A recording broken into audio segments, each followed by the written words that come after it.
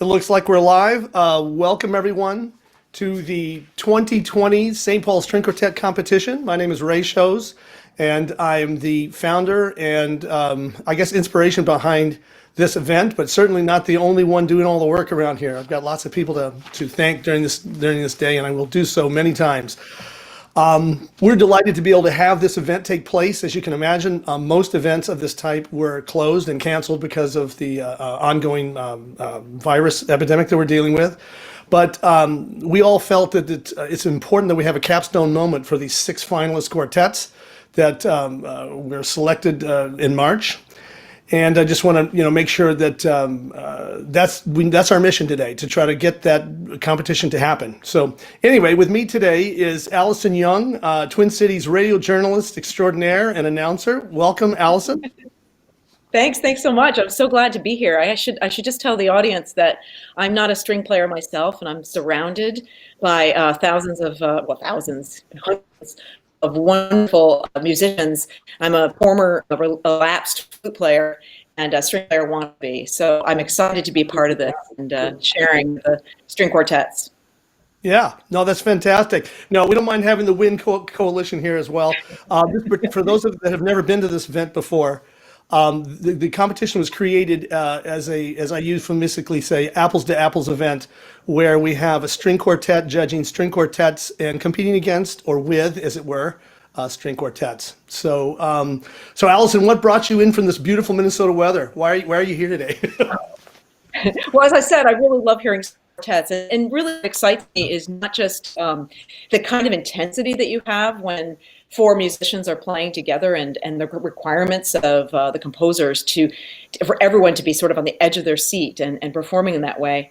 But there is something really exciting about the young kids coming into this. I mean, they're high school students, almost on the verge of their own careers, so the verge of their own college careers, and certainly starting to do the major competitions, and to sort of see them at this jumping off place is thrilling to me. And and of course a competition brings out like the best in everybody. It brings out this intensity and all of the things you've been studying for and all you've been working for comes out in this moment. But I think it's going to be an exciting day. It really is, Allison. And when you say it brings out the best, it also brings out the best in people supporting this event. I need to start this off by mentioning all the sponsors and donors that have been critical for keeping this event on a live event for 15 years, 14 years in Sendon Music Hall, and now our first time going on the web fully. So I want to thank just very briefly our distinguished supporters here. I have my list here. Hopefully I haven't left anybody off. I've got to start at the top of the list with the Schubert Club. Barry Kempton of the Schubert Club has been completely supportive of this event since its inception, providing us with a great jury each year as part of the Music in the Park series.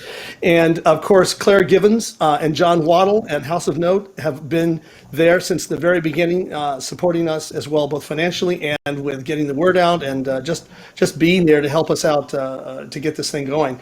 Other sponsors that are very important are All Strings Attached, Karen and David Grandstrand, James and Perry Ledger, the TCF Foundation, which is matching the Grandstrand's donation, Michael Antonello as well, and Anna Heilmeyer Foundation here in St. Paul. And finally, but not least, the Artaria String Quartet, which I'm part of, is sponsoring the audience prize today.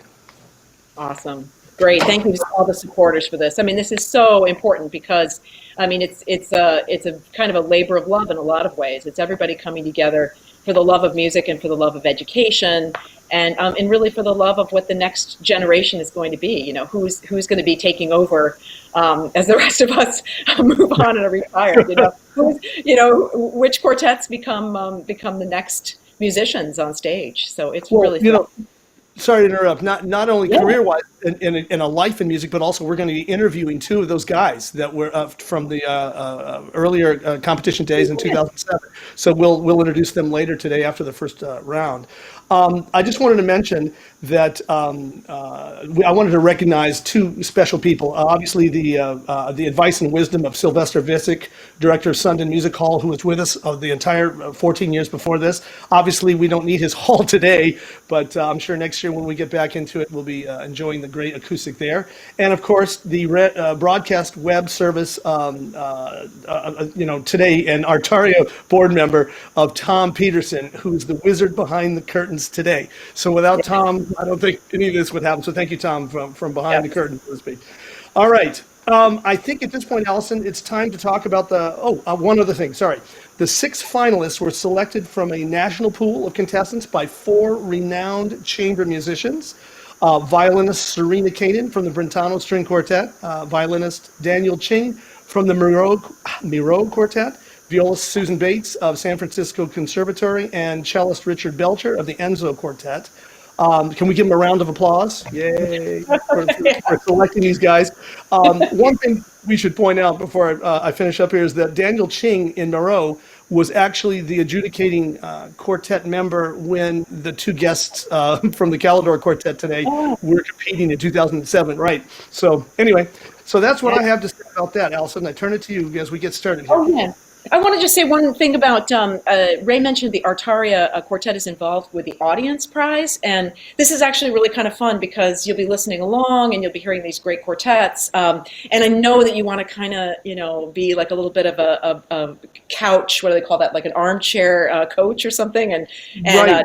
tell us what you think, how you're feeling about them.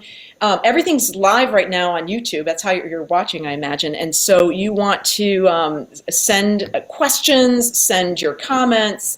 We're going to try to look at those and answer them and comment ourselves or get answers to the questions if it's for the kids.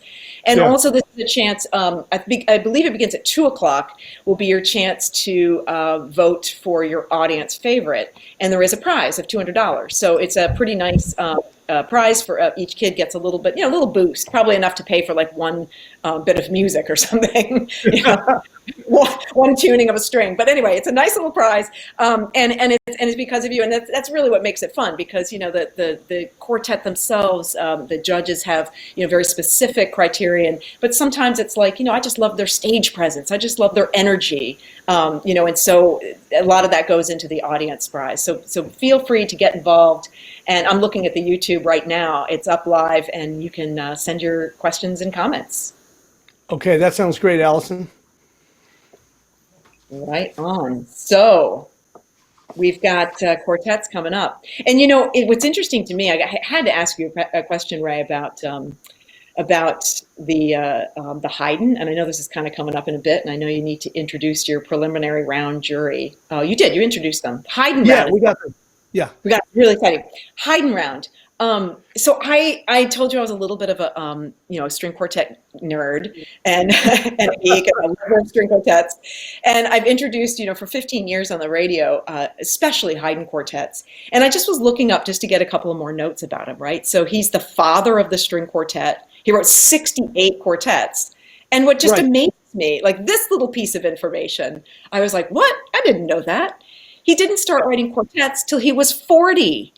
I mean, he wasn't like starting, this wasn't the wunderkind of, 5-year-old writing his quartets. This was somebody at 40 years old finally coming to the point of saying, these are the instruments that work in a quartet. 2 violins, not 3, not 2 violas, but 2 violins, viola, and cello. That was the sound he was looking for. So I find that quite curious. Well, I think if the event goes along, let's talk a little bit about that because that conversation could go a while. It's quite a historically important event, but I would love to come back to that. So before we get going forward, let's make sure we introduce now our jury for today, which is the Catalyst String Quartet from New York. We're going to call it Catalyst Quartet +1. Today, violinist Jesse Montgomery could not be with us, sadly, but we have the able services of violinist and chamber musician Kobe Malkin as a good friend of theirs. They were able to connect with him just a couple of days ago. So thank you, Catalyst, for your participation. Jesse, we'll miss you today, but I know that we're in good hands as we start the round. We've got 6 quartets to play. The jury will deliberate between each of the quartet performances and for a couple of minutes. And Allison and you and I can banter about the father of the string quartet, which ironically was on my notes as well. You and I didn't even talk about that. Yeah. Yeah, this is one last thing. This is a special round in the sense that initially this quartet did not have this round. I know that I'll ask Jeff and Ryan about it because when they competed, there was no Haydn round, and after a lot of advice from a lot of wise people, we added it in, and it's been a great addition to it. So I think that's all I have for right now, Allison. If you want to bring the first group on. So it's the Marquis String Quartet, and their members are. Oh, do I have them in front of me? I don't have them in front of me. I'm sorry. I will go straight into the Marquis. I don't have all my information. Okay, maybe you do. Can you introduce the members? I don't have my book in front of me. Okay, I'm completely embarrassed. I should be. No, that's okay. That's okay. I'll get it. Hold on just a second. Vamp. We're going to get it right here. I'm going to get it right here. It's on the main web page. Yeah, I got on the main web page. Now I have it up. I've got my members. Marquis String Quartet, I believe, are here. Are they my names? I'm so sorry. I'll do it. I've got it. Cecilia Martin and Kenneth Bechtel on violin, Jacob Liu on viola, and Eric Spain on cello. Okay, you can tell this is our first time, our first round with this. But the Marquis String Quartet will begin this program of the St. Paul String Quartet competition with Haydn String Quartet in D major. This is Opus 76, number 5, for those of you who are counting. This is the finale, and the tempo is presto.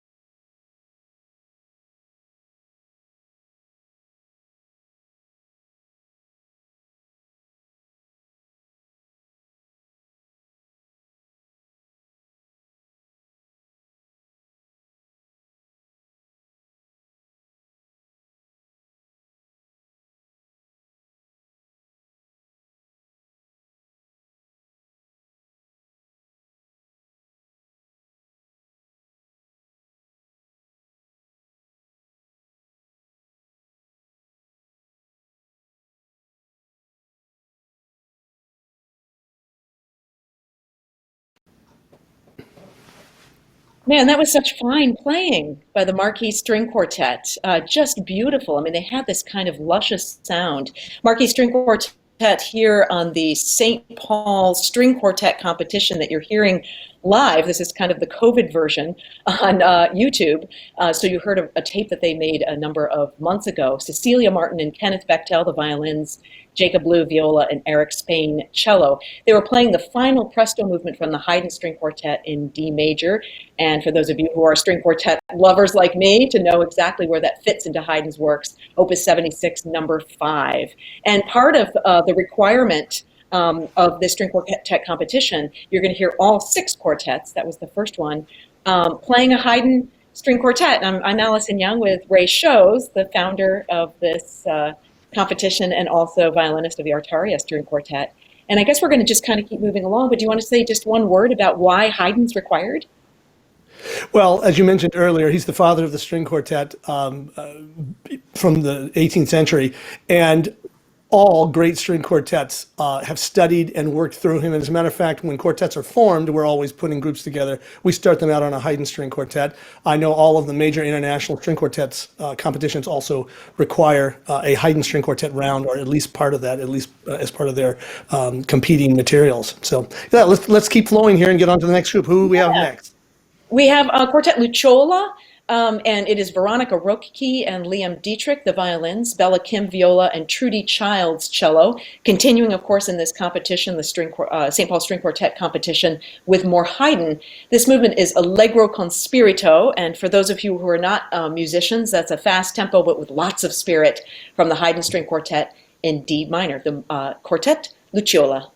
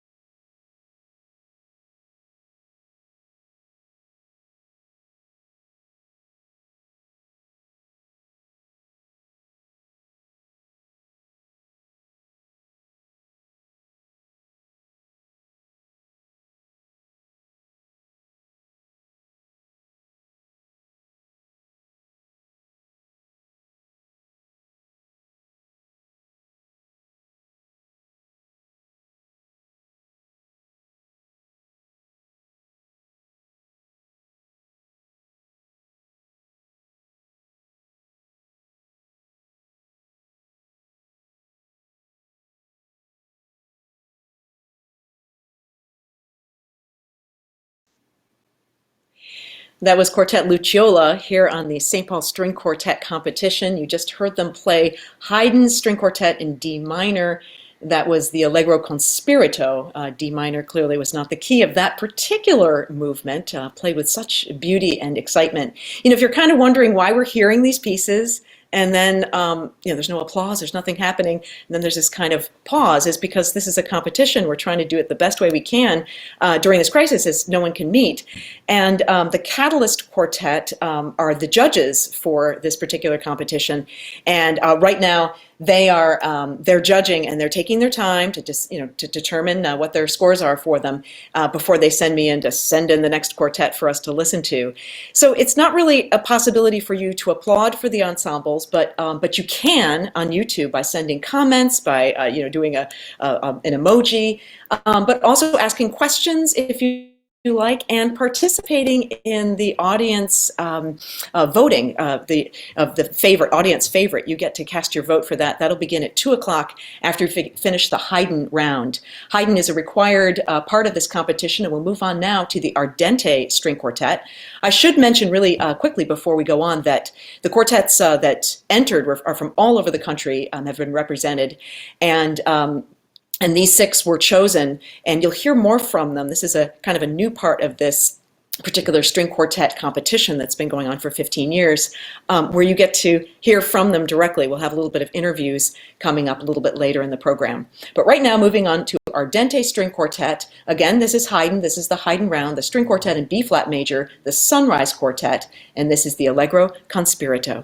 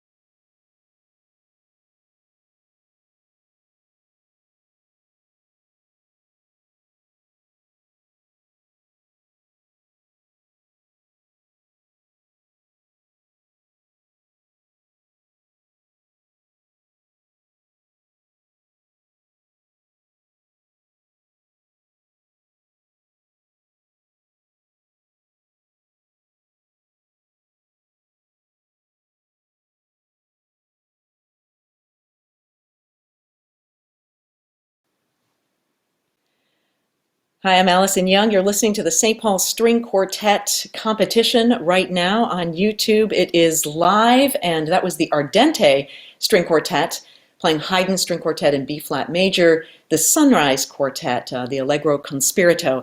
And you may be wondering, why are they all playing Haydn? Well, the reason they're playing Haydn is because that is a requirement of this competition. You'll hear other pieces later, a romantic work and a contemporary piece.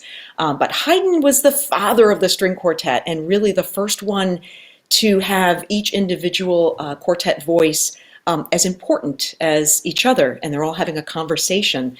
So it's such an important piece to play as a string quartet, but it also tells you a lot about each quartet that you'll hear today, all 6 of the finalists in this competition, because it shows you how they work together.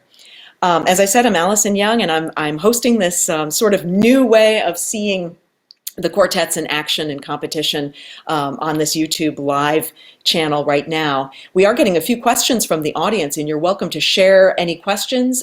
People asked, how were the quartets that entered in the original competition to be narrowed down to just these 6 for the finalists? The judges were professional string quartets, including the Miro, the Enzo Quartet, and also the director of the San Francisco Conservatory Prep. So they're all performers in their own right, and they chose these 6 who come from all over the United States. So you can learn more about them and certainly share your comments on the YouTube channel, also including the audience vote, which is going to come up at 2 o'clock. So that'll be open then, so be looking for that. And you'll learn more about the quartets, too, coming up a little bit later after the Haydn round. Let's move on now. This is the Rader Quartet, and they are playing. I just got a note here that Ryan Meehan is joining me right now. Is someone coming on? I don't know. I'm going to continue with the Haydn quartets now, the Haydn round with the Rader Quartet. They were the silver medalist last year's competition, and they're back. Theo Bockhurst and Ethan Mayer are the violinists, Jacob Sheldon viola, and Alex Cho cello, and their Haydn quartet is the string quartet in G major, opus 76, number 1. Again, same movement, a lot of happy movements today on this spring day, Allegro con spirito.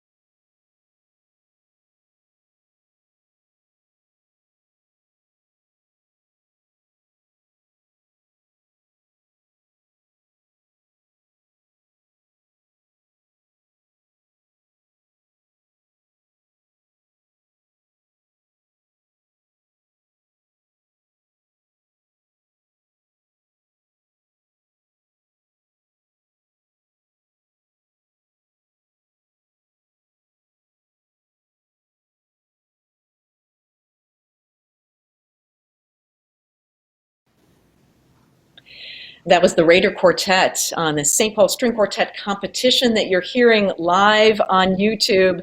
It's our social distancing episode. But you know, what's really funny is that in some ways it's like we're not distancing. I feel like we're actually becoming closer because I'm getting so many comments about how great everyone's playing and how excited this is. Before we go too far, I just want to say this: that was the Raider Quartet playing the Haydn round. They were playing part of the Haydn round of the string quartet competition, and that was Haydn string quartet in G major, the first movement Allegro con spirito. Theo Bockhurst, Ethan Mayer, Jacob Sheldon, and Alex Cho. And I'm Allison Young with Ray Shows. Yeah, congratulations on this quartet competition. It's going so well. Thanks. I think it is. And congratulations goes all around, not just to us here in the laboratory, but also the groups, the young high school quartets that have prepared so well, their coaches, their teachers that have been, obviously see them in the chat line, and also worldwide. I got a call earlier this morning from someone in Beijing, China, asking if this was going to be broadcast saved and broadcast later because she's 12 hours different. So I'm excited to see that we have quite a reach on that. But yeah. Yeah, well, a competition, you know, it's so interesting because one of the things we've got coming up is that you guys will have a chance to do something you can't do, or you've never been able to do in sort of a live version. You actually get to hear from the musicians themselves. And so we had a chance a week ago to interview all of them and ask them some, you know, questions like, you know, are you nervous? Are you scared? No, nothing like that. we asked them, you know, the name of their quartet and what it feels like to play in a quartet. But one of the questions I asked of all of them was about preparing for a competition and why a competition is important, kind of the whole ethos of a competition. And Ray, you probably can speak to that a little bit regarding your experience with Banff. Right. Artaria competed in many competitions in its early days, and it culminated in a wonderful, wonderful experience at the Banff International String Quartet competition. We didn't win, but this experience was amazing for both our playing. You asked earlier, just a minute ago, what would be the benefits, or what was the why do the competition thing? It's obviously people want to win, but it's certainly not all about winning, and it's not just about the educational process, so to speak. There's so much that we learned from getting better as a group of people, not just as Artaria Quartet, but as the other 9 quartets we were competing with at Banff. We made friends that we are still friends with, they're lifelong friends from that event, and I know other competitors have experienced that as well. So it's not all cutthroaty, and certainly my experience has not been that way at all. I know that we had our newborn child there at the event, and we were down a babysitter, if I can tell us a private story here. And what were we going to do? We had to go on stage, and there we had our son with us, and the group behind us realized we were in jeopardy and said, "Listen, we will hold your baby while you guys compete." So that's the kind of camaraderie that still holds through, I think. And the reason I mention that is because this competition we've developed here is basically an offshoot of that.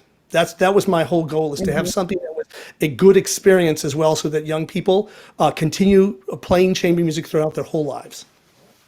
Yeah, I mean, you'll hear from the kids later. It's after the Haydn round when we get into the next round, which includes a romantic piece and a contemporary piece, and you'll get to hear from each of the groups. And it is really interesting the way they talk about working together and sort of how it's developed them as human beings. It's really going to be exciting. You'll learn more about the quartets there. Please involve yourself in the chat room, because we're just getting so many wonderful comments and questions. We'll try to get to all your questions, but don't hold back. Help yourself there. We're continuing with Haydn now. We've got a couple more quartets to go in this round of the final. Who's next? 6. It is the Helios String Quartet, and this is the Haydn String Quartet in D minor, Opus 76, number 2, the first movement, Allegro, here on the St. Paul String Quartet competition.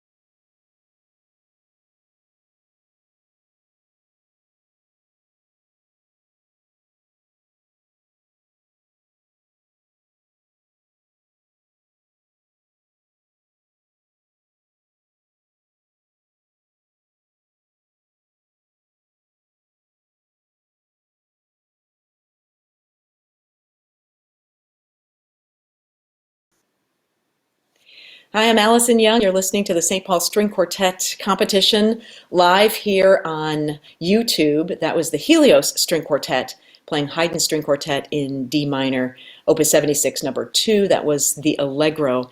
And Stephen Liu, Gabrielle Fedak, Drew Goodwin, Faith Choi, the members of that group. You're listening to the Haydn Round right now. One thing about Haydn that's quite interesting. I mean, he was the father of the string quartet, but because of where he was based, he said he was forced to become original. And really, in a lot of ways, for string quartet, everything starts with Haydn. How to make a conversation, how to develop your sound, your communication into sound as one. And certainly you hear that from all these string quartets that, that Haydn really shows you how they play and the kind of music they make. So we have one more ensemble in this Haydn round in the St. Paul String Quartet competition. It's the Meridium Quartet. Sarah Daglian, Isabella Hayden, Albert Zhu, and Tatum Hodgson. And they are playing the Haydn String Quartet in B-flat major, the Sunrise Quartet. It is the first movement, the Allegro con Spirito.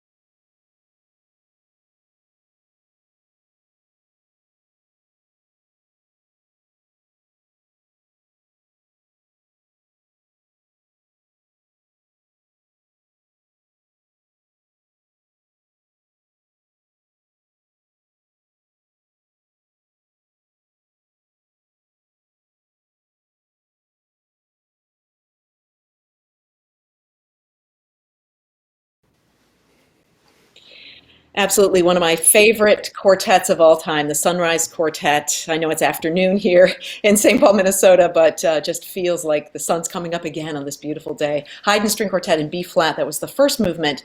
Meridium Quartet, the final of the 6 finalists in this Haydn round of the St. Paul String Quartet competition. I'm Allison Young with Ray Shows, and wow, that was fabulous. Right. I tell you, I feel like I'm the mother hen of all this, but I really I'm just part of you and I are just part of what is going on in a national scene of really great chamber music interest and coaching. We've got groups here today that actually have been influenced by former competitors in this event. Amazingly, I found that out during our interview process. We'll hear some of that later on today on the second round as well. So, You know what really blew me away hearing these performers is that we've kind of had to make this thing happen on YouTube because because of the situation and social distancing. But all of the right. things you heard these aren't just entries or just like practice sessions. These are performances that you heard. They were really really solid and really clean, and it's kind of like being there with them while they're performing. Were those the first things that they sent in when they entered? Is that how it worked out? What we heard? Right. Normally, the process is they send a preliminary tape at the end of February, early March, and then I send those recordings to what do you call the prelim round of judges, which you guys were introduced to earlier in the program, and you can find their names, of course, in the program booklet. And then at that point, they're invited to St. Paul and to our beautiful Sundon Music Hall. And usually there's a snowstorm, right, Allison? In the last couple of years, we usually have a mid-April snowstorm going on. So today, I'm thinking this would have been the most beautiful day to have a competition here in St. Paul. It's, 60 degrees or more. And of Yeah, course, we sunny, can't take gorgeous, advantage of that. But shorts. in our hearts, it's still happening beautifully. Yeah, really beautiful playing. So, just to kind of catch you up on what's going on, what we've heard right now are the 6 finalists of this year's 2020 competition, St. Paul String Quartet competition, in the Haydn round. So they've all played their Haydn quartets.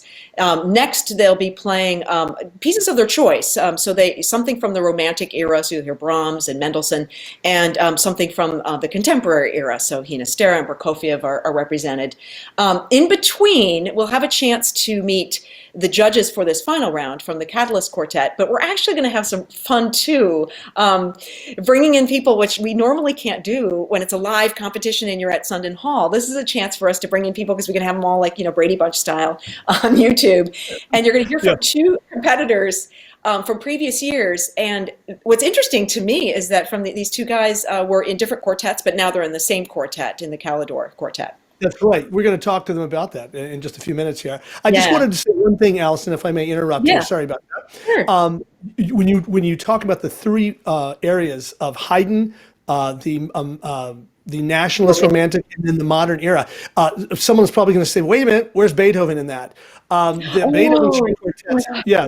The Beethoven string quartets don't fit in the Haydn round, obviously, but they do fit into the nationalist romantic era. We have specific Beethoven quartets that would fit into that. I realize he's not a romantic composer, but we don't disallow Beethoven, especially in this year of competition. But ironically, if you look at the scheduling, we have several repeat pieces. Now, this is the first year we've had this many doubled up Haydn quartet pieces, and I think we have a Prokofiev that's happening twice in the next round. So unusually, with all the wonderful repertoire, everybody kind of zeroed in on these pieces, maybe their favorites. Who knows? We'll find out yeah. later with the interviews. We'll find out about those. We'll kind of find out a little bit. I mean, it's just kind of a fun way to do this. We've been talking about this, is that this is an opportunity for you to really get to know the musicians, because we'll have an opportunity for a little bit of an interview, which we conducted last week, why they chose their names, what it feels like playing together, why they chose the repertoire, etc. We definitely want you involved as well. So usually in the competition, we hear from you with applause. In this case, you can go right on YouTube and comment or send in any questions, any interesting questions coming in right now. Lots of love on there, and it's great. And the really cool thing is, pretty soon we're going to be opening up your chance to vote for your favorite quartet for the audience favorite prize, which is a $200 gift from the Artaria Quartet. pretty cool. Yeah, no, I'm looking, if you notice me looking to the left, I'm in Yeah. communication, it's my hotline phone here to New York City where I'm WhatsApping the jury, the guys in New York, the Catalyst Quartet. So it's kind of interesting that I'm talking, listening, going and answering chats, but I'm also seeing WhatsApp questions and stuff. So it's kind of nice to have all of this going on, but it's definitely keeping Yeah. me on my toes. So I think All we should right. bring in Jeff and Ryan. What do you think? Good time to do that? Yeah, let's bring them in. I want to talk to them, find out about it, find out what's So going on. Tom, yeah, if our wonderful engineer Tom will bring in a few seconds here, we'll bring them in. And Hey. while they're coming in, Hi. I will say, oh, are we all live? Yep, I believe so. Oh, wonderful. All right. Welcome, gentlemen. Welcome. I was just going to embarrass you by telling me how we met. So I'll start off with that anyway. Welcome, Jeff Myers and Ryan Meehan. I met you gentlemen in 2007 when you were coming to the second year of the competition and in separate groups. I think it's very interesting to see how, I think people would be interested to see how that all came about. So I'll start with question number one here. And either one of you can answer, and I hope you both will chime in as you see, or even interrupt each other, like Alice and I love to do, or at least me. Question number one is: talk to us, please, about your 2007 St. Paul String Quartet competition experience, and are there any good stories to share? Well, that was just last year, right? Um, Right. it seems like it was, but yeah, that was actually the first time. Yeah, that was the first time that Ryan and I actually met. Was at the 2007 competition in St. Paul, and we just briefly met at the competition. But later, I think it was that summer, we became pretty close friends at the Aspen Music Festival in school, and we've gone from competing against each other to playing on the same team now. Yeah, I And that's remember really we fun. finished our competition a few months later, and we didn't exchange many words in St. Paul. And then Tom at Fishoff, our group was like, "Oh, it's the Opus Quartet. We can't talk to them. They're our competition." But we actually became friends after that, and so yeah. And now Oh, we're on the same. that's marvelous, man. That's marvelous. So now, I guess the next question is: you weren't talking to each other, right? You were supposed to be in different groups. How did you guys end up in the same string quartet? Give us a trajectory here. Well, so after the competition, I was a senior in 2007, and I graduated and started at the Colburn Conservatory of Music. And Ryan was 1 year behind me, and I encouraged him to audition for Colburn, and we ended up attending school there together. And I mean, had both played in string quartets we enjoyed it, and we had played in quartets for a while. And I was playing in a string quartet, and one of the violinists left, and the quartet was quite serious about pursuing a career in string quartet. And when that question came up of who to replace the other violinist, Ryan's name came to our mind because I don't know anybody else that's as serious about string quartet as Ryan is. So. Well, I have a really quick question I want to ask about when do you know you want to become a professional string quartet musician? You know, you sort of say, I'm not going to do the orchestral route or soloist route, but I'm going to focus on chamber music.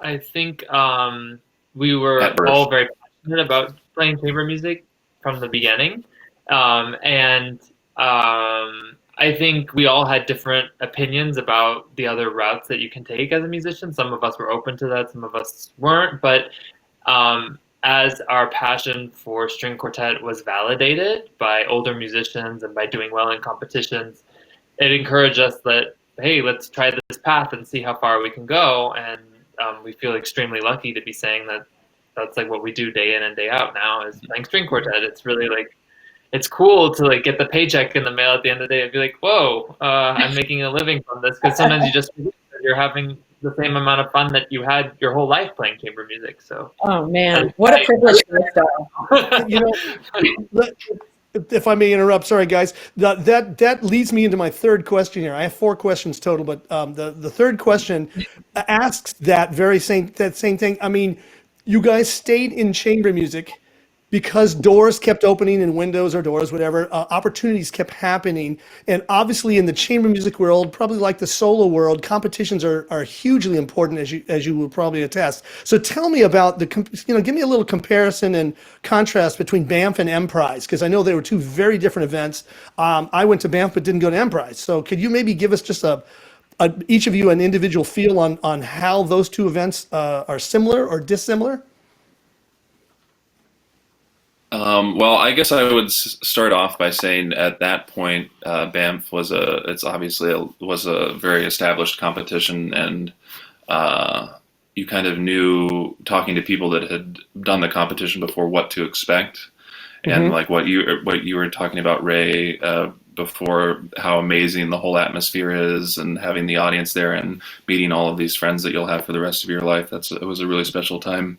And with Emprise, when we did it, was the very first time the competition had happened, so we had no idea what to expect. And I would say the biggest difference in how the competitions were set up, Emprise was much more of a you kind of make your own program kind of thing.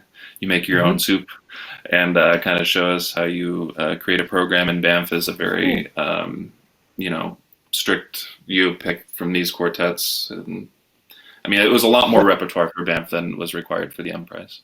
Yeah, I've seen the Banff. Oh, sorry, Ryan, go ahead. Oh, sorry. I guess the other big difference is one was just string quartets, and the other one was all kinds of chamber ensembles. And ultimately, it was a comparison of apples and oranges. Like, how does a saxophone quartet sound against a string quartet, sound against two pianos and two percussionists? So, yeah. Yeah. No, yeah, well, go ahead, Al. I want to just say one really quick thing. I just tell a little story. The other day when we were just checking all of our tape was working, I was like, okay, who are you guys and what are you doing here? And they're like looking at me like, you don't know anything about string quartet? We're the Calidor Quartet. So I just want to make sure that everyone understands the Calidor Quartet is like Avery Fisher Grant winners, Lincoln Center Award. The M prize was $100,000 prize. Do I have that right? It was, yeah. Enormous. Doesn't exist anymore. And played an all Beethoven program. I mean, I'm just going down the list. It's incredible, and you see this much stuff. I imagine when you're sort of planning a career, you can't plan for these things to happen, but you take things every one step at a time. How do you build the momentum of a quartet or the repertoire? Like, what kinds of things go into planning a career that's going to last really your whole adult lives? Well, I'd say it's almost impossible to know the path when you start out. You kind of just put one foot in front of the other and hope for the best. But I would say also that we were extremely lucky to be mentored by some of the greatest chamber musicians of all time in terms of what to expect and what to plan for. We worked very closely with members of the Guarneri, the Alban Berg, the Emerson quartets, and these are some of the greatest, most legendary quartets of the 20th century, and they've had the full experience of being in a string quartet for 40 plus years. And so we really heavily relied on their advice and expertise about what should we do, who should we talk to, who should we play for, what should we record, what should we learn next, how should we do our programming. They instructed us in all of that. I mean, really, the difference between a string quartet and a saxophone quartet is you guys have so much repertoire to choose from. You have to sometimes say no to things. What's that word? I don't know that word. Now, Allison, you don't have to say no. You just have to live a long time. I'm sorry. You were going to say something, Jeff. I interrupted you. Oh, I was just going along with what Ryan said. As far as repertoire is concerned, early on in the quartet, I think competitions played a huge part in amassing that repertoire, and I think it's a really good way to jumpstart a string quartet's repertoire to do a bunch of competitions. Sure. Absolutely. Yeah. Well, gentlemen, this has been great to hear you. I'm very proud to say that you were part of our competition back in those days. Keep up the great work that you and the rest of your colleagues are doing there. I wish all four of you the very best. Any parting words, final thoughts before you go, or shall we just say see you soon? Well, best of luck to everybody. I would say you guys are really... Oh, sorry. No, go ahead. There you go. Oh, okay. Okay, well, I was just going to say best of luck to everybody. From what I heard from the Haydn round, sounds like a really high level, and I'm just glad that we're communicating over the internet. I don't have to make the 14-hour drive back to Columbus, Ohio right now. So, And I would just say, if you guys are really passionate about what you're doing today, just continue doing that wherever you go. Find people who are also interested in chamber music and passionate about it as you move through the music world, and things can work out to keep doing that for the rest of your life. Thank you both very much. all right, thank you. Means a lot. Thanks, guys. Bye. Bye. Okay, That was Allison so cool. Yeah. Go ahead. You were going to say something.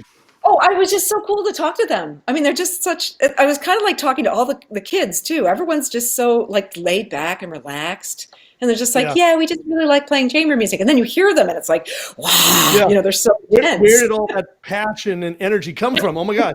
No, it's great. It really is great. Okay, well, it looks like we are, if I read my schedule here, we are ready to start the final round. Let me double check with my... Were you going to introduce folks to the Catalyst Quartet, or have we've covered that? They're all in New York listening in. Is that how it's working? I mean, they're actually listening in real time and debating their scores and stuff in real time. Is that correct?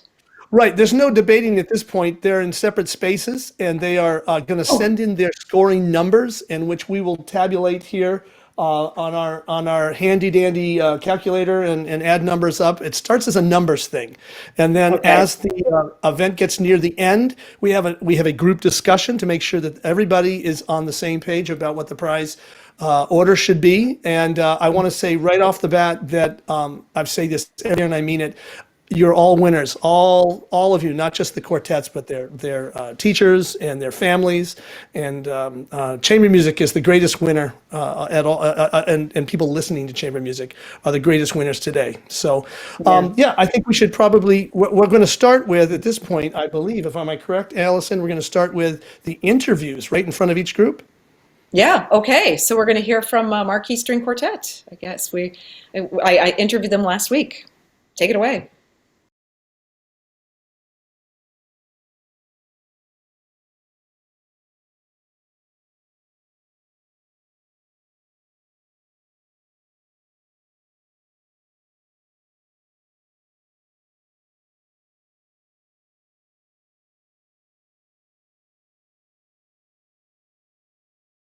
I have 4 questions. The first one is, how did your group arrive at the name Marquis String Quartet? Yeah, so our group got the name Marquis String Quartet after the Loft Violin Shop donated 4 Marquis Scoto quality bows to our organization for our use.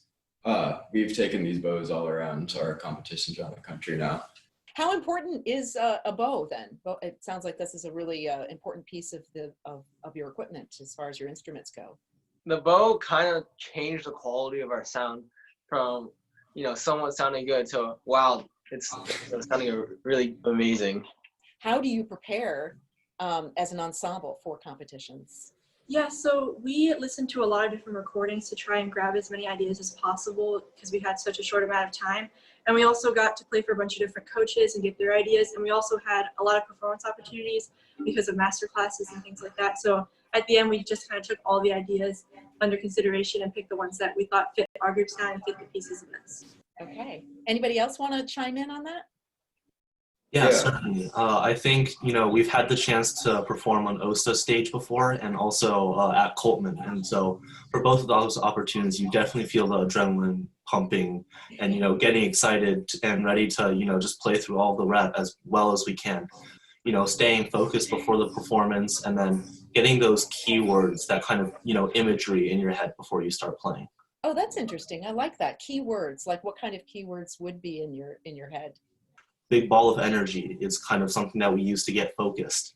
Do you do anything like a huddle or anything like that? A little bit. We did a handshake earlier in the year. Okay, that's kind of cool. I mean, it probably had like a special. Was there? Yeah. Can you show us a little tiny bit of that? So we all just put our hands together and then we just kind of swirl in. And then we walk on stage, yeah. I mean, is it important to be friends, or or is it sometimes like more like a family? Like, you know, you can argue like brothers and sisters kind of thing. Yeah, we definitely argue a lot. Yeah. I mean, so maybe that's in some ways a good sign of getting along, is that you don't Yeah. have a problem expressing themselves. What is the attraction of chamber music?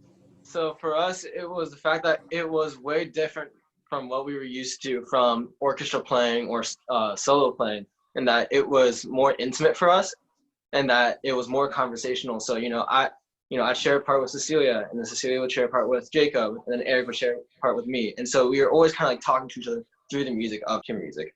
Mm-hmm. Yeah, it's kind of a conversation, I guess, to play chamber music, more so than anything else. Is this your first ensemble to play together as chamber musicians?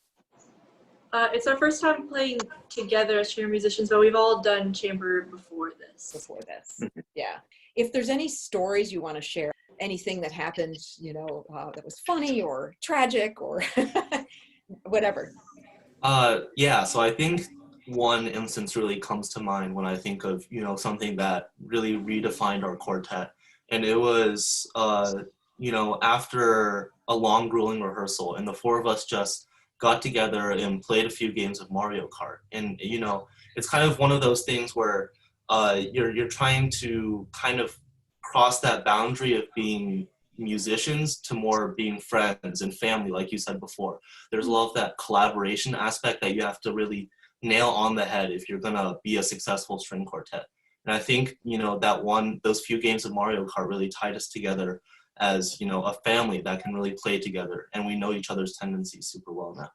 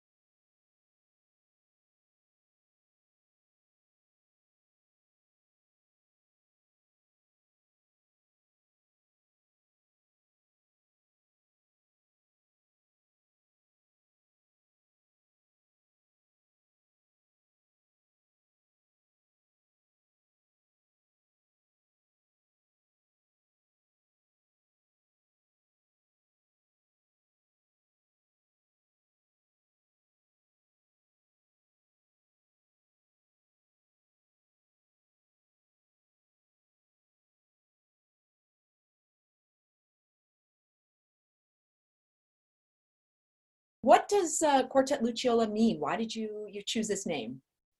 Okay, so for some background, Luciola is actually an Italian word for firefly, and it's also from the Latin "I shine." So as to how we got to this name, this might sound a little nerdy, but I was watching a National Geographic film about fireflies in the beginning of the chamber season. So we were all looking for some potential group names. And I just randomly translated fireflies into a bunch of languages, and I found Luciola. We thought it had a nice ring and meaning to it. So we sort of landed on that. What is like the appeal of playing in a string quartet? Because I mean, it's very intense and it asks a lot of each musician. You can't. Yeah, exactly. I think for us, it's really like we feel like we're like part of a small team, and it's like a rare setting where like we need each other to like succeed. Like we need all of each other to meet the goal we're going for, and it is like an intense environment. But it's all like we know that the people around us like want to be there as much as we do, and that's like really appealing. Talk about the music that you guys chose for this, because I know you had to play Haydn, but the other two pieces are of your choice. So can you talk about that a bit? I feel like Bartok and Haydn are the most like contrasting. They're like completely different. And they require something different from you as a performer. I mean, you probably have to approach it differently.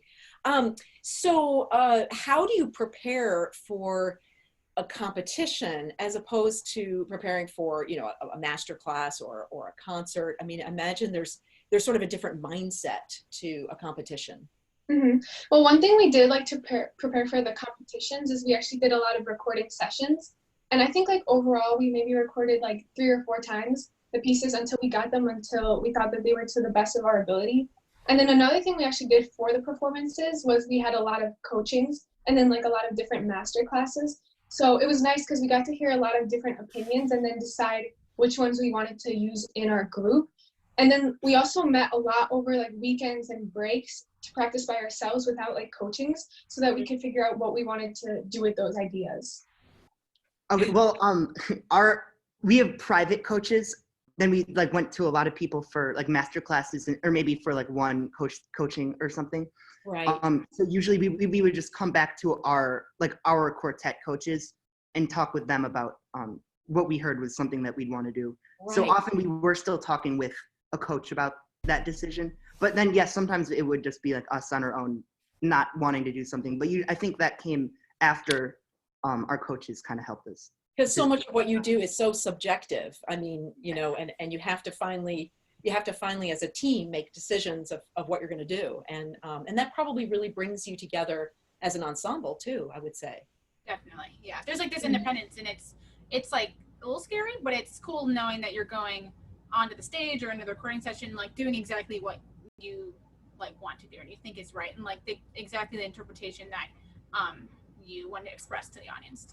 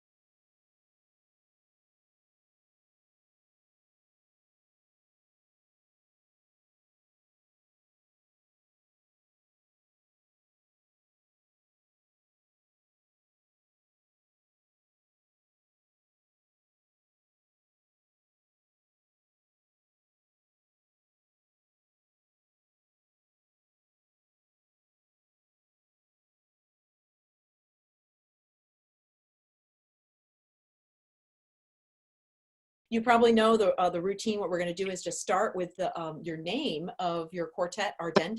Am I pronouncing that correctly? Yeah. Yeah, and where does the name come from? We had a lot of names before we chose Ardente, and it's in Italian. Ardente means charming and blazing, and we hope to embody and channel our passion and our blazing energy into our playing. How long have you guys played together? This is the first year that we've actually played chamber together. And how does it feel playing chamber music? Chamber music is definitely a lot of fun for us, especially with a lot of things going on. And chamber music gives us an opportunity to just spend time with each other, and it's very refreshing and enjoyable to make the music that we love together. And it's really just a community, and knowing that we have each other's backs because it's more comforting and not as scary.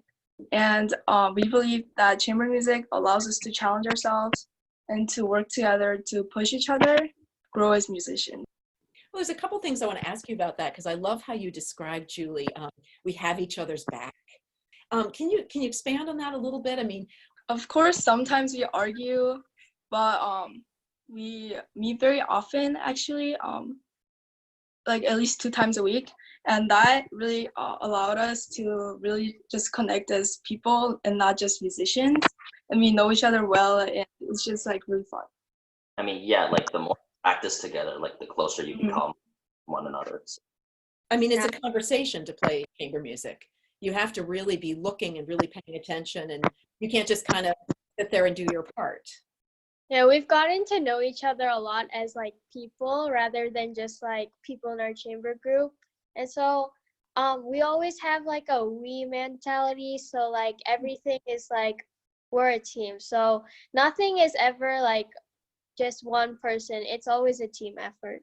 There was something else that Julie said that I was really struck by about how busy you guys are with so many other things. Some of us do in school sports. So I started playing field hockey this year, actually, in high school. And some clubs I do is Catalyst, which is a drug-free campaign. And I'm also involved in the student council. Yeah, and the other 3 are freshmen, but as a junior, I also have a lot of AP classes. So this provides a breath of fresh air for us to forget about school for a moment and just talk with your friends or something like that. Yeah, I mean, there's an intensity to come to a competition. I mean, you have to be playing at a certain level, and yet it sounds like this is a breath of fresh air, as Hao Ming said. It's like a break. It's like a breather, something fun to do, really. So you really enjoy playing music.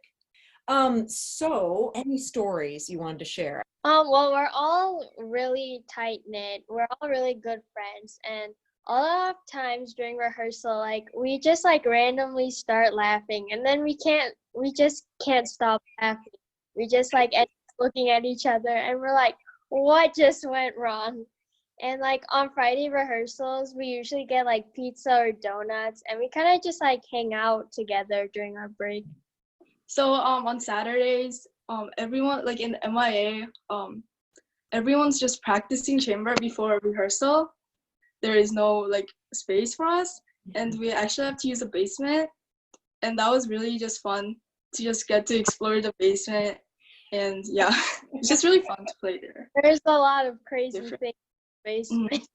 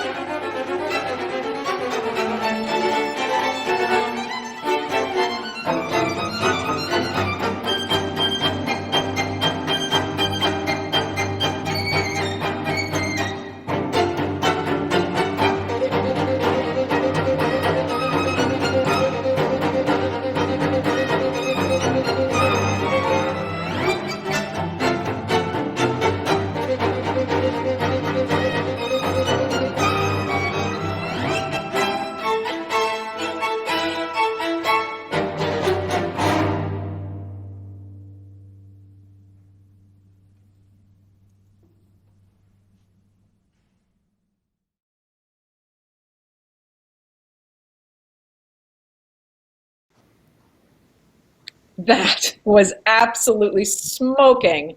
You're listening Yeah. to St. Paul String Quartet Competition. I'm Allison Young with Ray Shows, founder of the competition and first violinist of the Artaria String Quartet. Wow, this is amazing. Yeah, it really is. And the reason we're breaking in right now, Allison, my suggestion is that to give people kind of a sonic break for just a minute from not only just the Shostakovich, but also the great Mendelssohns and Bartoks and Ginisteros we've just heard from the first three quartets of this. Maybe you could tell the viewing audience, maybe some people have come on late, what this is all about.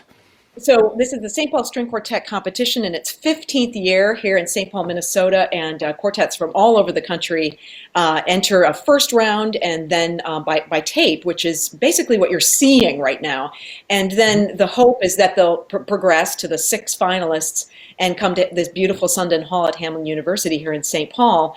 Under the circumstances, we've had to kind of change that up a little bit. But this has been a really interesting way to present things because you've had a chance to meet the performers and also comment online. We've got a lot of interesting comments about what people have been hearing and Yep. you know and some questions as well. Like one person pointed out to me, I didn't notice it right away, but he said in the Ardente string quartet that was just playing just now in the Shostakovich, the violinist switched parts between the Mendelssohn and the Shostakovich. Right. Yeah. That's not something that was done early on in quartet world. I think it was mostly you had the leader of the quartet and then his colleagues that he would play with, or he or she would play with. But in this particular case, and especially the modern quartets, they would do a lot of switching around. And in the young high school quartets, there are quite a bit of rotation amongst the 2 violin and the viola spots as well. Yeah, well, really, really exciting playing. You've heard so far 3 of the 6 finalists, the Marquis String Quartet, the Quartet Lucciola, and Ardente String Quartet. And, you know, it's really curious to me. All 3 of them chose for the romantic work music by Mendelssohn, which has a very particular kind of sound and challenge to it. And then they just like went into this whole, I mean, this kind of music that brings out the wild side of you. As you mentioned, Sure. Tina Stera, Bartok, and Shostakovich. So what is it about the repertoire choice? Well, that's a very interesting question for me, especially as I've seen this over 15 years and have collected all of the final round repertoire. And anybody that wants to could go to the website and see what the repertoire is to see what's been played from year to year to year.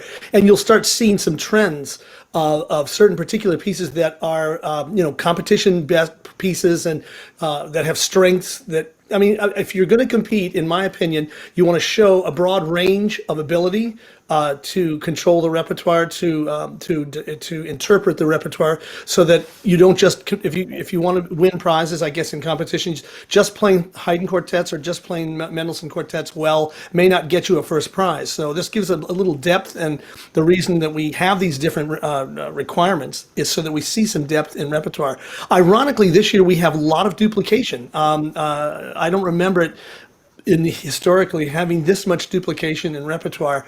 For a long time, we were hearing a lot of Shostakovich 3, third movement. And the Shostakovich 9 appears quite often, I should say, but it is a tremendously physically demanding piece.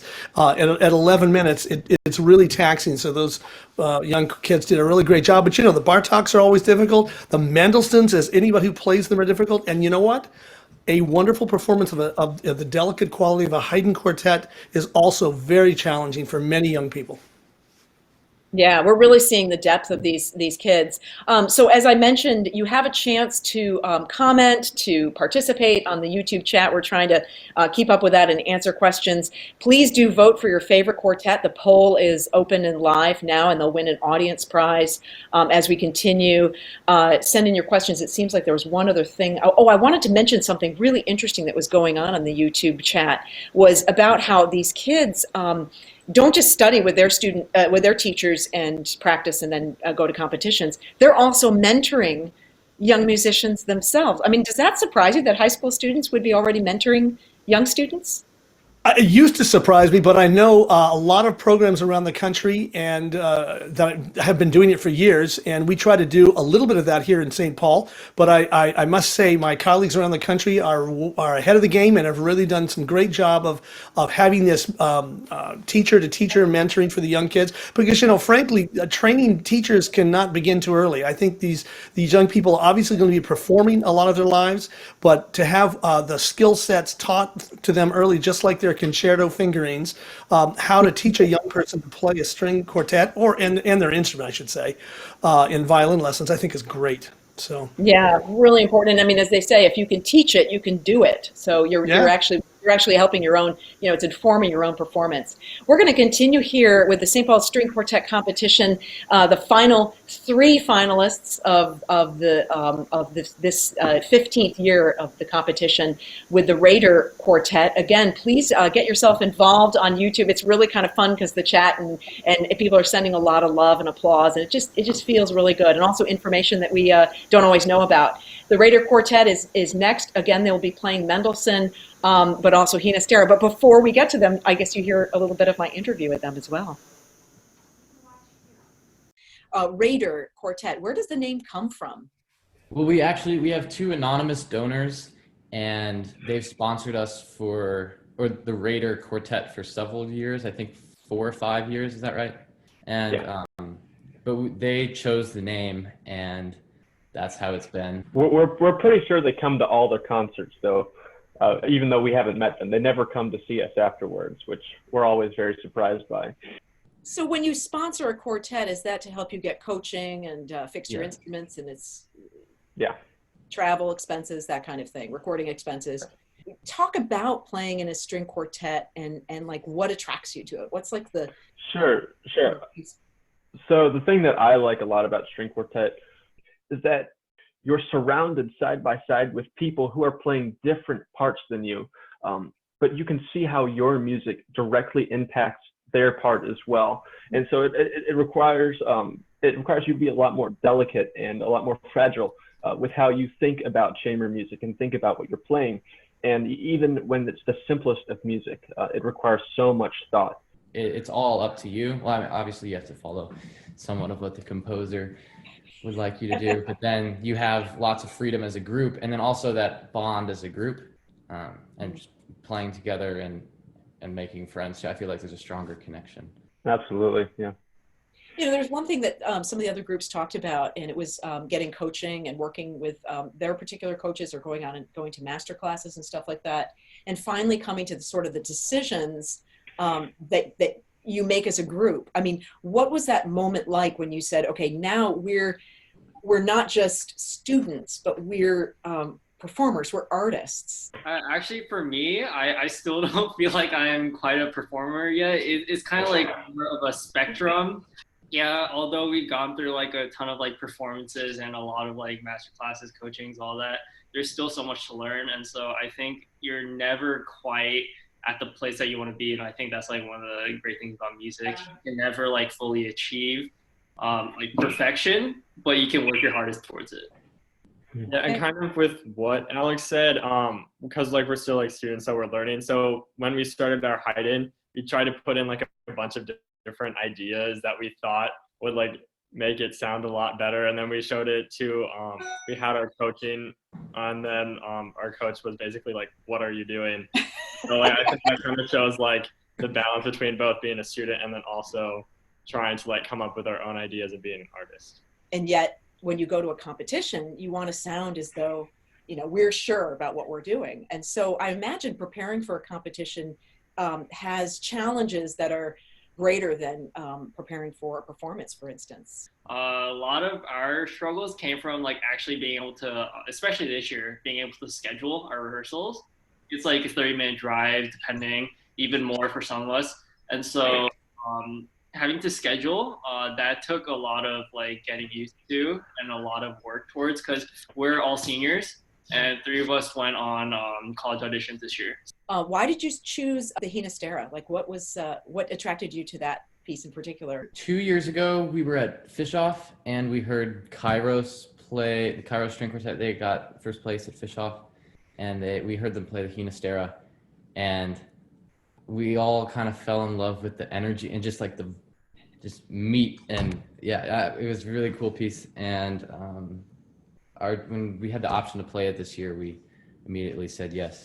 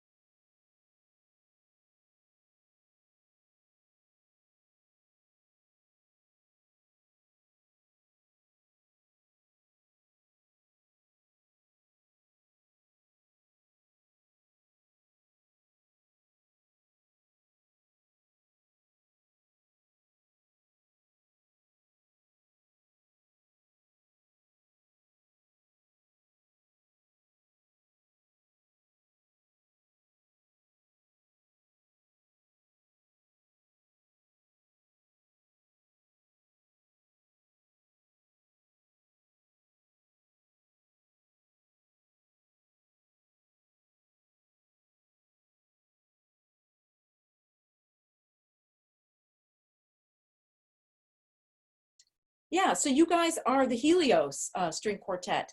Who wants to talk about how the name came about? There's no special story because we had to make up a name in like 30 minutes to submit an application. We were going to do Prometheus, but then we're like, Helios sounds cooler. He's like the god of the sun or whatever. So we're just like, let's just go with Helios. It's short and sweet. I think Gabe or Steven came up with it. And then Drew suggested Prometheus, which I think we should have gone with, but you know. We should have done like string quartet, the string quartet. So how did you find each other? Are you guys in the same school, in the same conservatory? How did you come to be? We're all in the same youth orchestra. Yeah, we all just kind of, Steven really wanted to like make a quartet, so. Yeah, it's all Steven's fault. So what about chamber music? Like, why you wanted to get everybody together to do this this thing? What attracts you to playing in a chamber group? Gabe? Steven, Oh, okay. Well, I think it's just really important to like have like some knowledge about chamber music. And I really like chamber music because with like a soloist, it's kind of like just you. In many ways, chamber music is like harder, like more difficult than playing solo music because it has the elements of like playing in an orchestral setting, but also there's only one of you in each part. So every mistake you make is very, very like audible to like the audience. So it requires much more effort to like play a very like to play chamber music very well. And so I think that's what attracts me to like playing chamber music. Well, I haven't heard from Drew yet, so I might bring Drew in with a question about preparing for a competition and like what's different, or what's, you know, what are the challenges, what are the the rewards of preparing for a competition. You have to be a lot more meticulous about really every note and every chord, because the four voices have a lot more, I would say, interaction. When we're preparing our chamber pieces, we do a lot of just playing the same thing over and looking at more of the color because each of us individually has a greater influence on the color. As far as preparation, we did a lot of just breaking it apart and then just having two people play. So just the violinist and the cellist. And then we would add someone else, just the violinist and the violist. And then we keep adding people so that each of us could get a better feel of how our voice like interlinks with the other voices in the ensemble. Tell me this, I imagine that playing in a string quartet for the time that you guys have has like really improved your individual playing. Yeah, I think just the balancing of hearing their voices and matching yours and also still having a presence of sound has improved. But then also I think really everyone in our group's intonation has improved a lot because you're not just tuning to a tuner or a piano there, but now you have to be in tune with three other individuals. I think that's really important. I think I can share this. So we were at the Coltman Chamber Music Competition. So I realized that I didn't have my music in my in my violin case. So we arrived at the performance venue and thankfully we were able to like find the music in the rehearsal room. Well, what's funny about it is that I was kind of notorious for losing my music. And when we were going down the elevator, Steven was like, Gabe, do you have your music? And then I was like, do you have your music?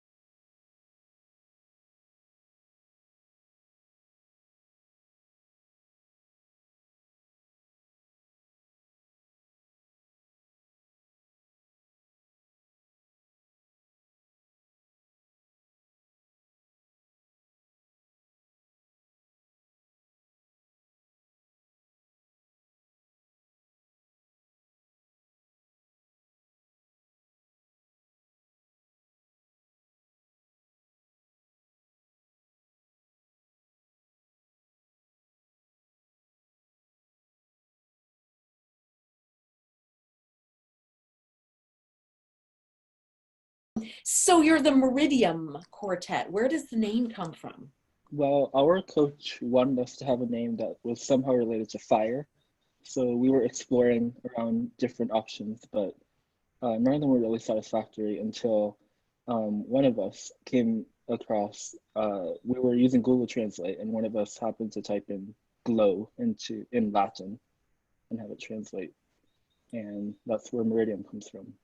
Well, you guys are the final quartet I've spoken to. So I've spoken to 5 other quartets, and we've had some very interesting conversations about what the feeling is to do chamber music and why it's attractive to you. Chamber music is attractive to me because it's a great opportunity to play with other musicians, still in a personal way. Chamber is really so collaborative with all the other members of the group, and it's really neat to like work with like sounds coming together and all the little details that you don't even realize like affect each other, and it's just a great opportunity for practicing your musicianship and musical awareness as well. Another cool thing about that I love about chamber music is just getting to learn from the other members of the group, because everyone is bringing their own strengths, and so like somebody may make a comment and you're like, oh, I never thought about the music that way before, and then it really just adds to your own knowledge of how to approach music, and it's just really neat. I mean, I don't know if anybody else wants to speak to, kind of the different moods of being an ensemble. I feel like it's like in our group, it's usually like extremely lighthearted, and like we're always like we're always like very open with each other, which is a good thing. It means like it like leads to like very productive rehearsals. But I feel like when we approach like competitions or like recordings for like pre-screens, we do kind of get a little more serious, and like I guess our rehearsals become more efficient, and we do bring a little more serious tone to our rehearsals so we can get stuff done quicker, I guess. Can you speak about the competition itself? So it's been really interesting, the contrast between when we weren't preparing versus the attitude of like just focus that we have from the very start of the year of like, okay, this is our rep, we're just gonna go all in from the start. And we really had to like choose, like it was a choice that we were dedicated and like we really want to go for this in the midst of like writing essays and our college audition tours and like stuff like that. Yeah, it's a really cool experience to just have that group focus of like, okay, this is something we all want together, and like how do we get there, and the people helping us, like our coaches, are just, yeah. Can you speak just a bit to the repertoire? Because I mean, you obviously have to do the Haydn, but the Brahms and the Prokofiev. Sure. So when we were choosing our romantic work, we were going between the Brahms and Mendelssohn Opus 13. Sarn and I actually already played the Mendelssohn, so we decided to try something new. With the Prokofiev, we started out trying to work on the third movement of it, but that ended up being very overwhelming. So we stuck with the first movement. So you had a funny story. There was one week that nothing was lining up. Like we had all been flying. The three of us had like just gotten back. We're all exhausted from the end of all our things. This is like right before the deadline, and we wanted to get some more recordings in, just some extra takes. And like no early rehearsal time was lining up. And so our only option was to meet at 11 p.m. at a venue only one of us had been to. We get there and all of us are like, wow, it took us an hour to like find parking and get here, and we're all like sick and in this place we've never played before, and we're like, oh my goodness. Because I had my maps out and I was like walking with my cello. I'm like, this is kind of sketchy. I'm like checking, and the service wasn't good, so the like navigation kept turning, so I wasn't really sure what direction I was walking in. We had a good first run through our pieces, but after that, the like sick and tired, it was like midnight, and we're like, this is not working. Like we should, like, this is counterproductive at this point. We'll come back at an earlier time. But it was just really fun to like have that experience as like a picture of how hard we all really wanted this. And like driving from Isabella drives really far. She drives like an hour to rehearsals, so her dedication is really cool too.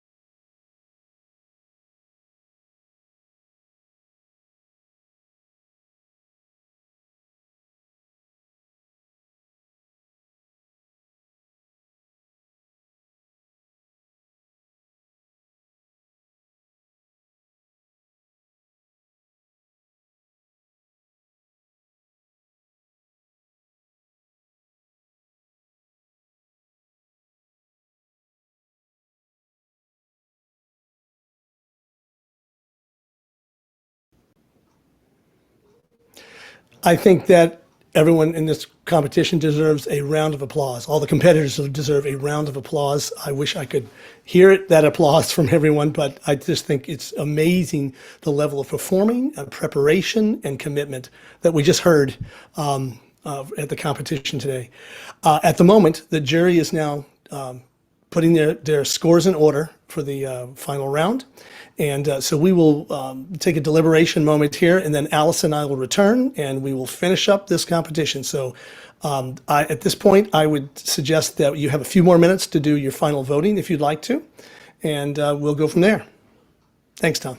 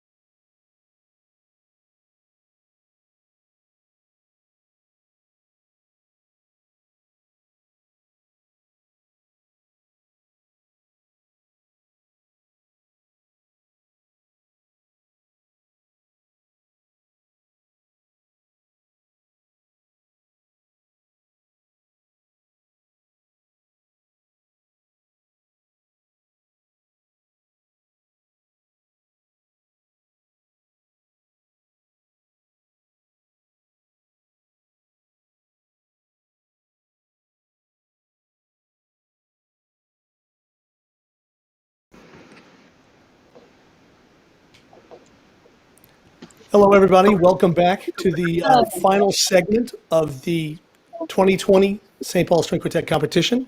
I am Ray Shows, founder and artistic administrator of this event. And we have the judges' scores in now. Before we announce the final, the prizes and the prize winners and that sort of thing, I would like to just welcome the Catalyst Quartet +1. Sorry, I've come up with that really weird moniker, but it's nice to have the four of you here. How are you all doing after your afternoon?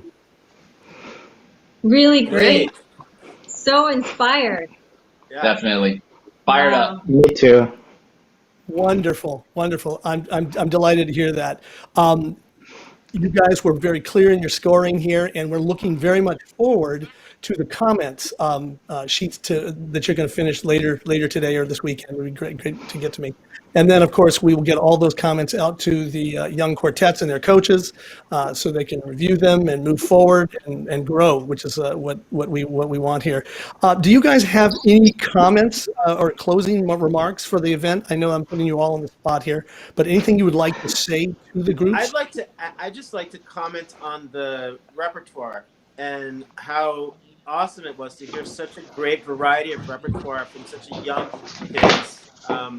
Hearing Gina Stera quartets and Nielsen and stuff like that is just really exciting to hear what's going on. We try to be very adventurous in our programming, and it's really great to see that it's happening all over the country in a younger generation. I agree with Carlos. It was so inspiring to hear all these young people playing this repertoire. I don't think I could play like that when I was this age. And honestly, I'm honest. And thank you so much for. I mean, I loved all the repertoire, but for me, what made my day today was being reminded of how wonderful the Mendelssohn quartets are. Honestly. Yep, we heard a lot of Mendelssohn. Anybody else?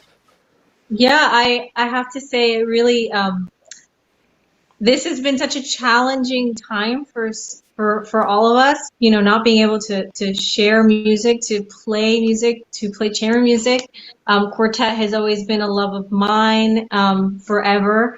And it was really just so beautiful to see the commitment, the musicality, the expression, and the way that these kids were sharing music with each other. And it kind of brought me back to like when I first fell in love with quartets, and I had a quartet like theirs in high school that also went to these competitions.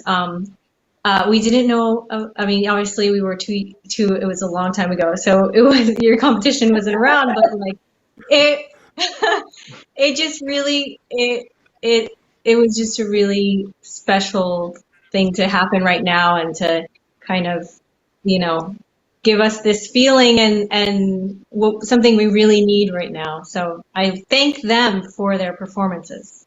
Yeah. You know, I was actually realizing during the break that I was at Fish Off at the same time as the two Calidor members. That when the interview you had during the 2007 Fish Off, I was there competing against them, playing string quartet. So this definitely brought me back, and it's amazing to see the passion. Be reminded of the passion of especially getting into those hard ones like Gina Stera and Bartok for the first time. It's like, it's so exhilarating.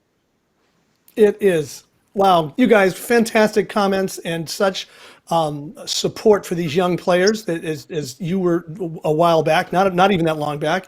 I can even remember when my first time I actually heard a string quartet live in the high school music room, and just being mesmerized and not saying I'm going to have a career in that, but wow, it's just a captivating thing. And I know I saw a lot of chat today on the website of a lot of people that were just moved, but they're maybe a first live experience hearing a family member or something. I don't know, but either way, thank you all very much for your comments and your work. And we will now turn this over. I'll say goodbye to you guys and a round of applause, of course, and say hello to Allison Young as she comes on board here and Ray, I want to add one announce the thing. winners. Ray, can I add one thing? Yes, please. Oh Yes. yeah, I wanted to just thank you for making this all Mhm. possible, because Yeah. more often than not, things like this are getting canceled.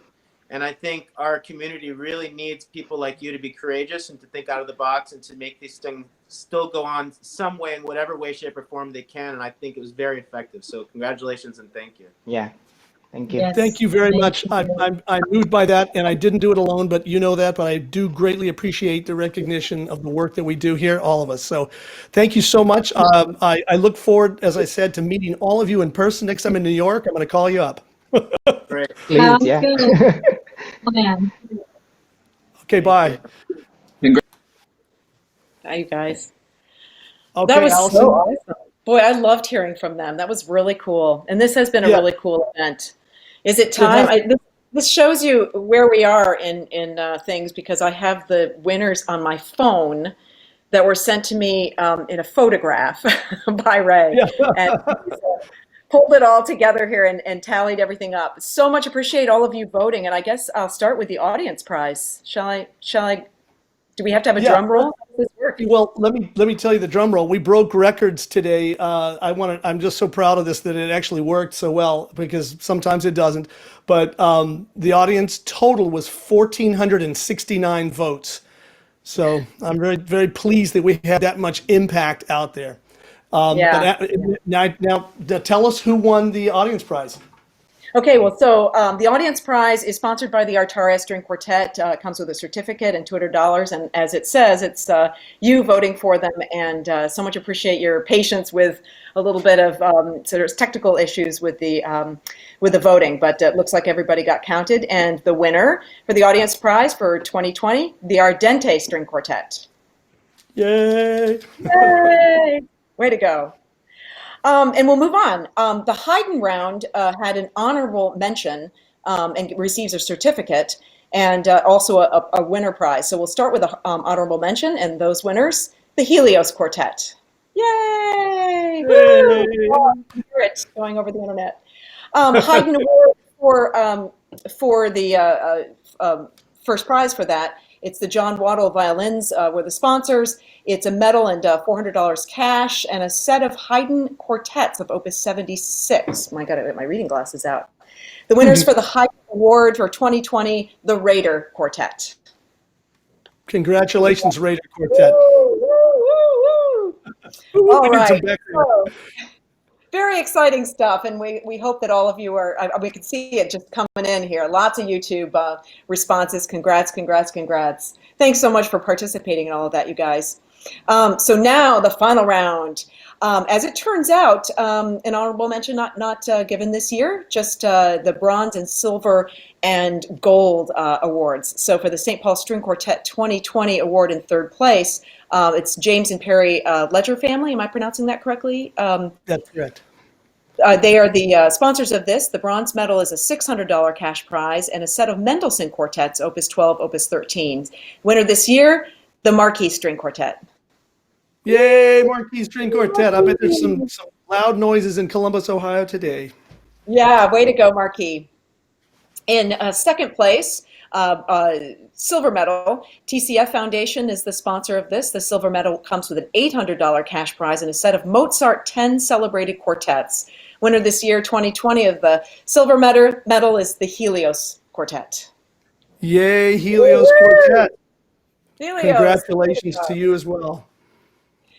First place, gold this year, 2020 St. Paul String Quartet competition. I should tell you, Claire Gibbons is the sponsor of the gold, and the gold medal is a $1,000 cash prize and a set of Beethoven middle quartets and scores. The winner this year, the Raider Quartet. Yay, applause, applause, applause, applause, applause. Fantastic job, everybody, everybody. As I mentioned earlier, six winners here today. Yes, fantastic. I wish there were an after dinner event dinner and gathering like we do every year. But hopefully next year we'll be back and the weather will be beautiful and we'll all be able to be closer to each other as we do this event. For those that haven't gone on to college, for those that are going on to college, students, I congratulate you on the work you've done in high school, and I wish you the very best as you push into the college medium. And I hope that you'll continue to play string quartets and chamber music. I want to make sure make just a real quick thank you here to my colleague Allison Young. Allison, thank you so much for all of the great inspirational radio work. I feel like I've been in a master class tonight. So thank you so much for that. And of course, and Allison, we would be remiss if we didn't thank the wizard behind the screen, Tom Peterson, for putting all of this together. Thank you, Tom, for being interested in doing this and making this possible. I know you've made a lot of people very happy that they could be at this event. I know that's usually not the case. They can't get here, they can't fly here, can't drive here. But this particular event with all its interviews and I think it all went really well. So anyway, thank you everybody, and I wish you all healthy and your health and good well-being, I should say. Bye-bye. Bye. Thanks.